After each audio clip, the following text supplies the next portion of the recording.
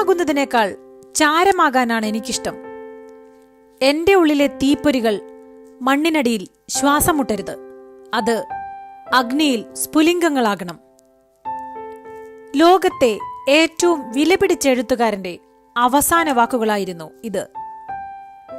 Jack London, American എഴുത്തുകാരൻ, സാമൂഹിക പ്രവർത്തകൻ, സാഹിത്യകാരൻ, അങ്ങനെ പലതുമായിരുന്നു അദ്ദേഹം.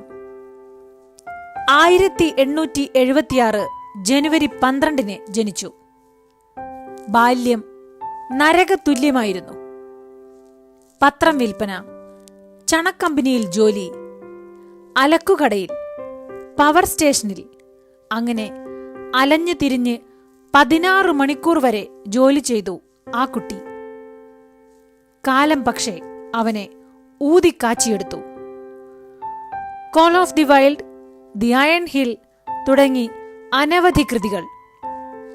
ചെറിയ കാലം തൊട്ട് വലിയ പ്രവർത്തനങ്ങൾ, അത്ര തന്നെ നേട്ടങ്ങൾ.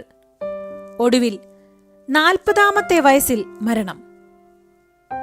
ഇന്നും ലോക സാഹിത്യത്തിൽ ആ പേര് ജ്വലിച്ചു തന്നെ നിൽക്കുന്നു.